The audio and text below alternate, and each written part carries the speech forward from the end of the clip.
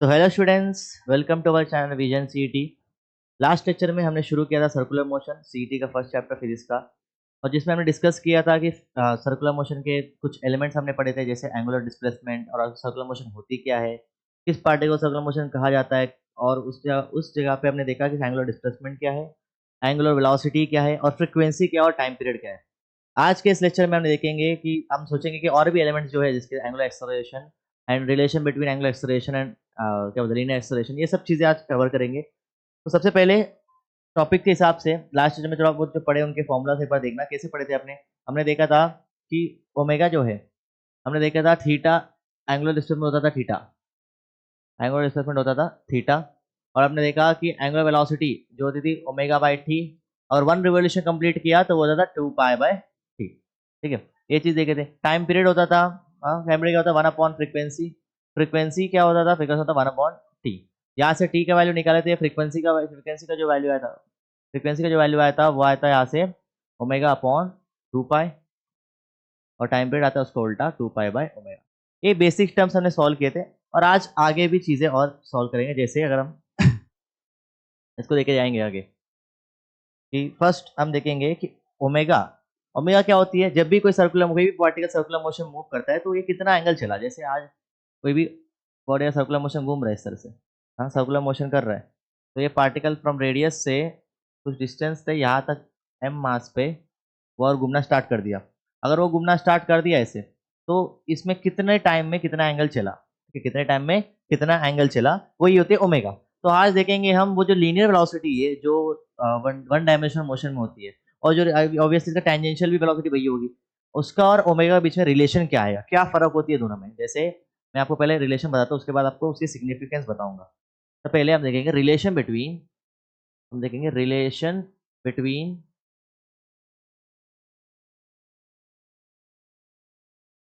Linear velocity and angular velocity.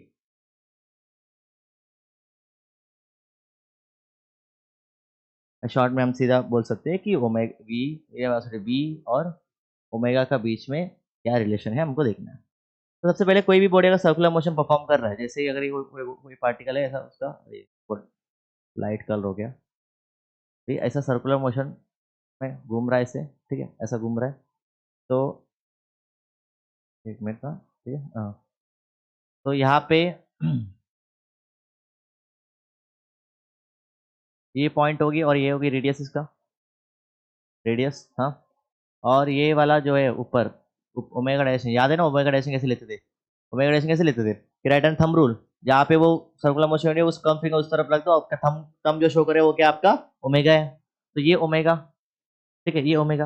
अब सबसे पहले अगर कोई बॉडी यही चीज, अगर ये कोई भी पार्टिकल, कोई भी सरम पार्टिकल यहाँ पे, हाँ कोई भी यहाँ पे पार्टिकल एक सेंटर से कुछ फिक्स डिस्टेंस पे, कुछ फिक्स डिस्टेंस पे इस पॉइंट से, मास एम से, तो मतलब कुछ डिस्टेंस इधर तक चला गया, वो एम तक इधर तक ट्रैवल किया। अब ये क्या होगा, इसका थीटा, ठीक है, ये क्या होगा थीटा। फिर थीटा क्या है इसके अंदर, थीटा जो है उसका एंगुलर डिस्प्लेसमेंट है ऑब्वियसली, ये एंगुलर डिस्प्लेसमेंट। और ये वाला पोर्शन क्या होगा, ये पोर्शन, ये पोर्शन क्या होगा, ये पोर्शन ये होता है उसका आर्क लेंथ, ठीक है। समझ लो आपने पॉइंट ए से, समझ लो ये बी लिया है, ये जो ए और ए बी जो है ए बी, वो क्या है भाई, ये आर्क लेंथ। और कुछ ओमेगा, ओमेगा जो है वो किधर रहेगा ऊपर, ओमेगा, ओमेगा क्या ऑब्वियसली एंगुलर वेलोसिटी, ओमेगा क्या एंगुलर वेलोसिटी। एंगुलर वेलोसिटी क्या होती है, कितने एंगल चला कितने टाइम में, ठीक है, क्या होता है ये, कितना टाइम चला, कितना एंगल चला, कितना एंगल चला कितना टाइम में, कितने टाइम में,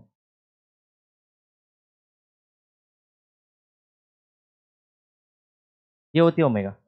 अब वी और ओमेगा सर, सबसे पहले अगर कोई भी चीज अगर सर्कुलर मोशन परफॉर्म करे, जैसे इस तरीके से, अगर हम जैसे बनाए थे, ये अगर पार्टिकल थी, ये पॉइंट था, और यहाँ से ये वाली पॉइंट जो है यहाँ से एम से, और ये इधर ट्रैवल करती है एम तक, ठीक है, ये डिस्टेंस है और ये डिस्टेंस, ठीक है, ये आर्क लेंथ अपना।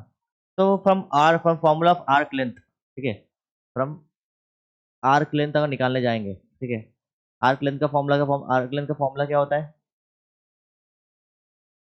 Arc length equal to radius into का थीटा, कितना थीटा चला है, ठीक है, या रेडियस इंटू इसका कितना थीटा चला, तो इंटू एंगल थीटा, ठीक है। तो आर्क लेंथ को हम एस मानेंगे, तो S equal to R theta, obviously. अब आपको वेलोसिटी दोनों में से रिलेशन चाहिए, तो हम क्या करेंगे, इसको यहाँ पे डिफरेंशिएट कर देंगे। क्या करेंगे यहाँ पे? डिफरेंशिएट करेंगे, differentiate with respect to time, time से डिफरेंशिएट करेंगे। जैसे डिफरेंशिएट करोगे ये बन जाएगा D S by D T. R constant है, क्यों? आर तो कांस्टेंट है, क्योंकि रेडियस हर जगह रेडियस कांस्टेंट ही होती है। तो आर बाहर आएगा D theta by D T, ठीक है। आर कांस्टेंट आएगा, ठीक है। क्या होगा ये आर, क्या है यहाँ पे, ये चीज़ क्या है, ये तो कांस्टेंट है भाई, ठीक है, ये चीज़ कांस्टेंट है। ऐसी बात है, तो नेक्स्ट अगर हम देखे जाएंगे यहाँ पे, अगर D S by D T क्या होगा, ये पूरा क्या होता है, D S by D T. D S by D T होती है वेलोसिटी, डिस्प्लेसमेंट अपॉन टाइम, ये हो गया वेलोसिटी।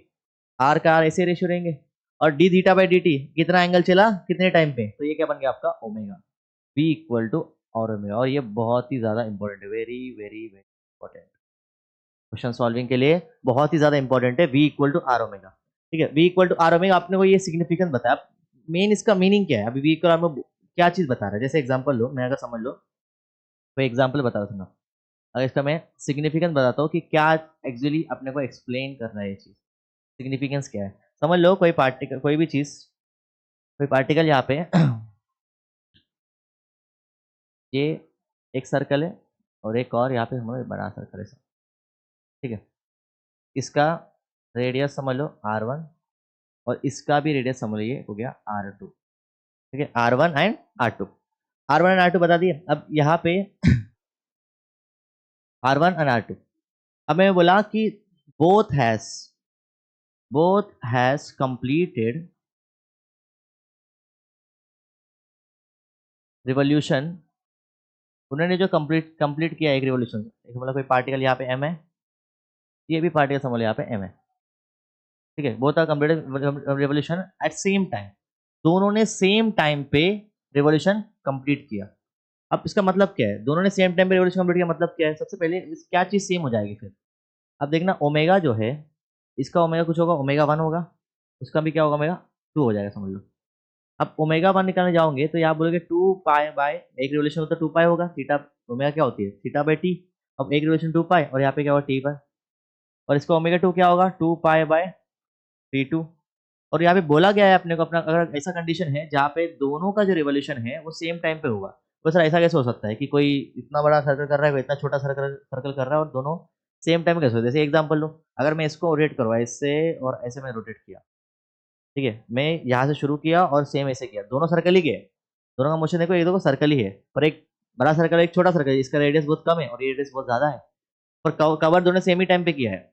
तो ये जो फर्क आ रही है T1 यहाँ पे सिंपल केस में बोला गया है कि ये दो केस में बोल सकते हैं T1 इक्वल टू T2 है, बाई केस।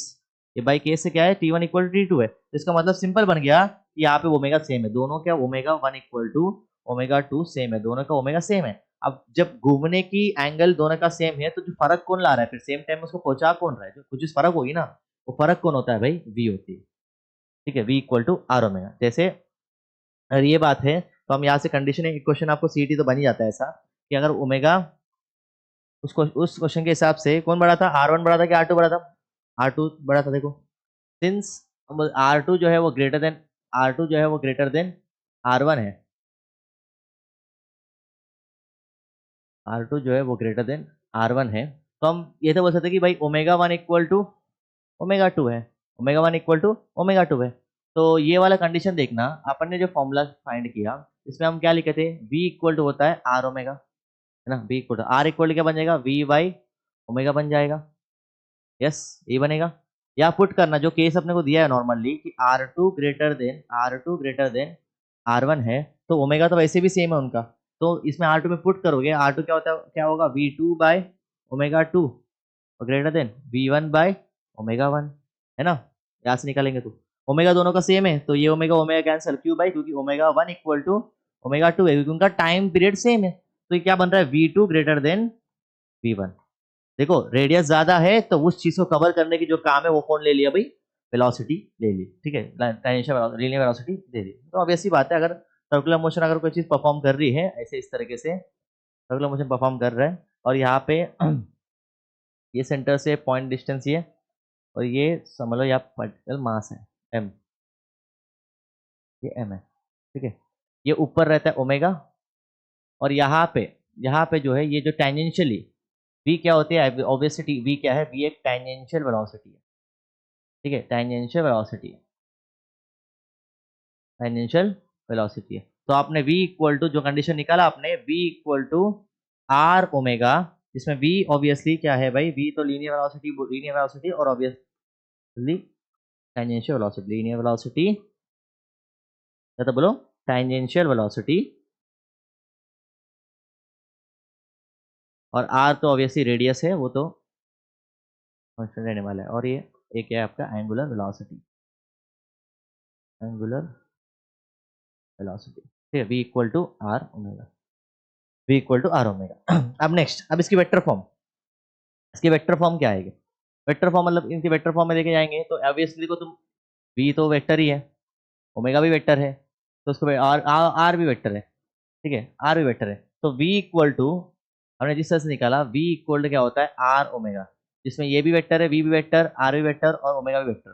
कैसे निकालेंगे इसको, लिखा कैसे जाता है, देखो एक दो वेक्टर को मल्टीप्लाई करे पे अगर वेक्टर हार है तो उनको कैसे लिखते हैं, उनको हम लिखते हैं v equal to cross product में r क्रॉस ओमेगा क्रॉस वाली sorry omega cross r, omega cross r, ये आपका उनका वेक्टर फॉर्मूला है। ऑब्वियसली इनको सॉल्व करने के लिए आपको पता है, अगर ओमेगा आपको गिवन है तो उसको डिटर्मिनेंट से सॉल्व कर देंगे। आपको ओमेगा फॉर्मूला दिया हुआ है कि a1 i cap plus a2 j cap plus a3 k cap और आपको r भी दिया है, समझ लो r1 i cap plus r2 j cap plus r3 k cap. तो v फाइंड के लिए आपको क्या करना पड़ेगा, डिटर्मिनेंट लगाना पड़ेगा। डिटर्मिनेंट में क्या करते थे हम, यहाँ पे आई कैप जे कैप के कैप और यहाँ पे अपने वैल्यूज डालेंगे a1 a2 a3 r1 r2 और r3, ये सॉल्व करने का तरीका इक्वल टू r। अगर आपको वेक्टर फॉर्म में दिया तो, नहीं दिया तो नहीं करेंगे, ठीक है। ये है आपका लीनियर एंगुलर वेलोसिटी का बीच का रिलेशन, ठीक है। नेक्स्ट हम करेंगे भाई एंगुलर एक्सेलरेशन। तो हम एंगुलर एक्सेलरेशन देखने जाएंगे, एंगुलर एक्सेलरेशन जो सिंबल होती है अल्फा, ठीक है। बताओ डिस्प्लेसमेंट, एंगुलर डिस्प्लेसमेंट था तो एंगुलर वेलोसिटी क्या था, कितना change in displacement, change in angular displacement per second, change in angular displacement with respect to time. ये क्या होगा, एक्सेलरेशन क्या होती है कि वेलोसिटी की चेंज होती है। अगर ऐसी बात है तो एक्सेलरेशन का जो डेफिनेशन है, इसकी एक्सेलरेशन डेफिनेशन है ऑब्वियसली वही डेफिनेशन जो आप पहले से एक्सेलरेशन पढ़ते आ रहे हो, जो होगा angular acceleration, angular acceleration equal to change in angular velocity upon क्या होगा, टाइम, जो होता है अल्फा, सिंबल क्या उसका अल्फा, चेंज क्या निकाला जाता है omega final minus omega initial upon क्या होती है टाइम, इसका फॉर्मूला बनती है। अब इसके obvious बात है, इसका अगर हम निकालने जाएंगे तो इसकी जो रिप्रेजेंटेशन ऐसे सिंबल क्या है, it is represented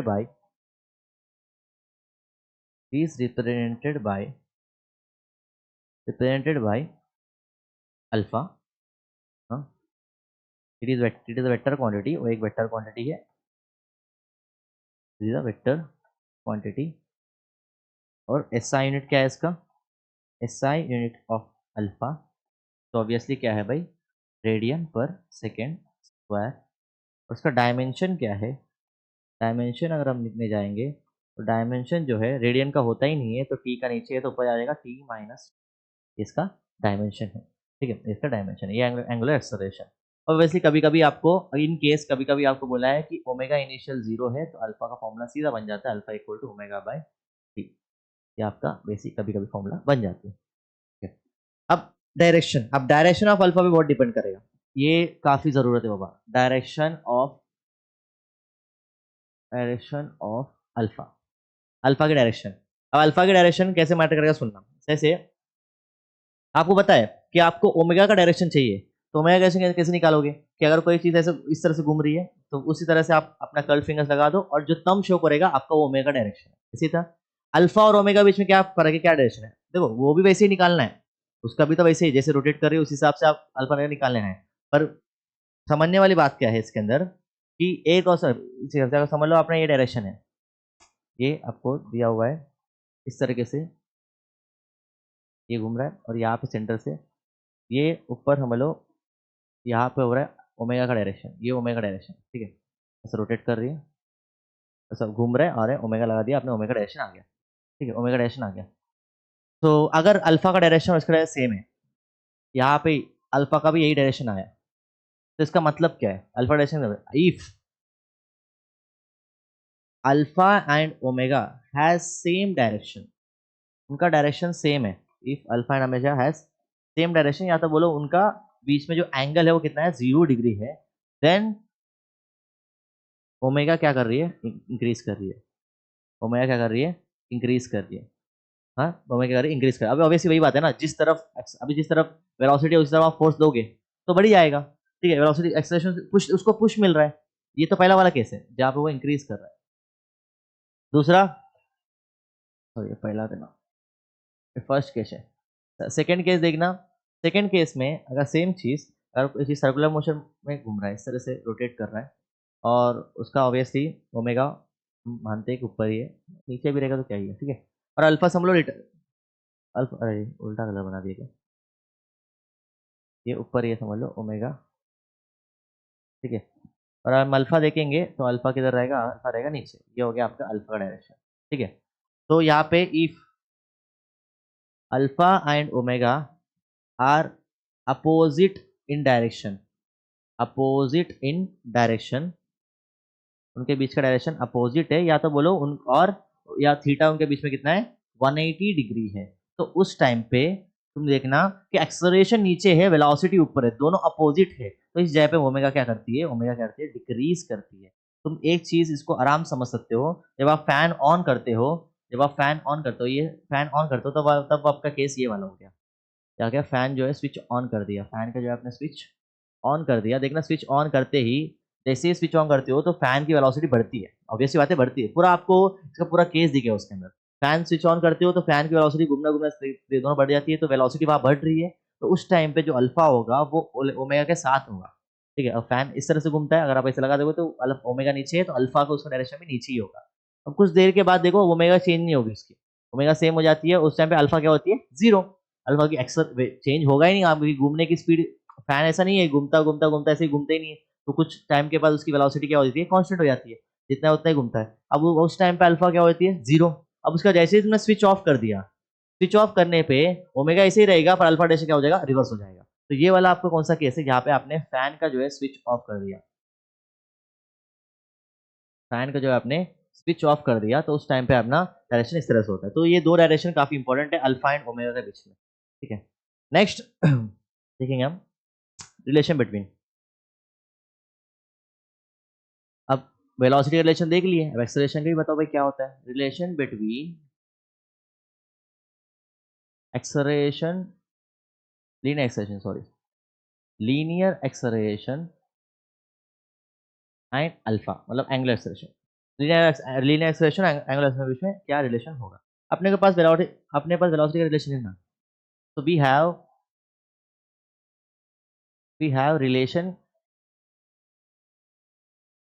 between v and omega, linear velocity और एंगुलर वेलोसिटी के बीच में जो डायरेक्शन जो रिलेशन है अपने को पता है, वो v equal to R omega, जैसे आप पता है एक और यहाँ पे निकलेगा फॉर्मूला, जैसे ये वाला फॉर्मूला है, जब आप बहुत ज्यादा इंस्टेंटेनियस चले जाते हो, काफी ज्यादा आपने इंस्टेंटेनियस चला गए तो अल्फा इक्वल क्या बन जाता है, वो D omega by D T, ये भी केस आता है, ठीक है, बहुत ही ज्यादा इंस्टेंट, मतलब काफी काफी माइन्यूट चेंज आपको पूछा है, तो क्या हो गया आपका D omega by D T, और ऐसी बात है, तो यहाँ पे देखना, ये आपने को पता है क्या रिलेशन है उसका, रिलेशन क्या है भाई, रिलेशन है उसका v equal to R omega, ये तो आपको रिलेशन पता है, इसको हम अगर डिफ्रेंशिएट करेंगे विथ रेस्पेक्ट टू टाइम के साथ, और उसको टाइम के साथ डिफ्रेंशिएट करेंगे, तो डिफ्रेंशिएट करने पे ये बन जाएगा D V by D T equal to, similarly R constant है तो आर बाहर आके बन जाएगा D omega by D T, D V by D T equal to R D omega D T, अब ये क्या बन गया भाई, ये तो एक्सेलरेशन है D V by D T,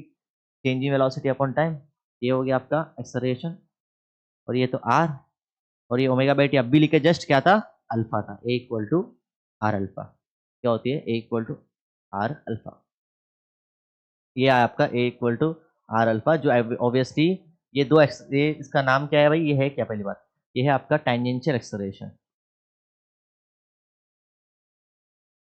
tangential acceleration, और आर अल्फा है ना, सॉरी आर टू भी लिख दिया, आर अल्फा ठीक है। ये हो गया आपका एंगुलर एक्सेलरेशन, एंगुलर एक्सेलरेशन, और आर क्या होता है आपका, रेडियस, रेडियस। कैसे होगा एक्सेलरेशन ये वाला, ये होगा इस तरह से, मैं अगर इसको यहाँ बना दूंगा इस तरह से, ये अगर सर्कल है, ये सेंटर है, यहाँ से मैं कुछ डिस्टेंस बना लूँ मैं यहाँ पे, ठीक है। ये अगर मास घूम रहा है इस तरह से, एक्सेलरेशन अगर घूम रही है तो इसकी टेंजेंशियली रहेगी, एक्सेलरेशन रहेगी किस तरह से, टेंजेंशियल इस तरह से, ये होगा आपका ए टी, जो होगा आर अल्फा। आगे जाके हम पढ़ेंगे कि एक एक्सेलरेशन रहती है जो सेंटर तरफ अट्रैक्ट भी करती है, सेंट्रीपिटल एक्सेलरेशन, जो हम नेक्स्ट लेक्चर में देखेंगे। तो यहाँ पे इस तरीके से एक्सेलरेशन बनती है, और यहाँ पे ओमेगा कैसे, अल्फा कैसा रहेगा, ऊपर रहेगा। तो आप बेसिकली समझ ही सकते हो, ठीक है। इस तरीके से हमेशा वो जो अल्फा और 80 के बीच में जो एंगल रहेगा, हमेशा वो 90 ही रहने वाला है, ठीक है, हमेशा वो 90 ही रहेगा। ये हो गया आपका इक्वल टू आर अल्फा। तो थोड़ा समरी देखते हैं कि आज हमने क्या क्या देखा है समरी के हिसाब से। समरी में हम क्या आज जो है क्या डिस्कस किया है, और पूरा काइनेमेटिक्स अगर मैं लिखने जाऊंगा, कि पूरी काइनेमेटिक्स अगर मैं काइनेमेटिक्स जो आपने सर्कुलर का पढ़ा है वो चीज़ अगर लिखने जाऊंगा, तो आपने सबसे पहले आपने देखा theta, angular displacement. Angular displacement क्या था भाई, एंगुलर डिस्प्लेसमेंट जो था वो है थीटा। इसको निकालने का फॉर्मूला भी वैसे एस बाई आर यूज कर सकते हैं, आर्क लेंथ का फॉर्मूला से, ठीक है।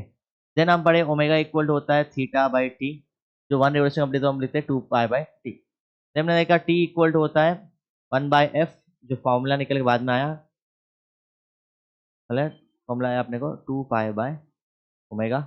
और फ्रीक्वेंसी का जो है वो होता है 1/t, 1/t का हमने पढ़ते हैं ओमेगा बाई 2 पाई।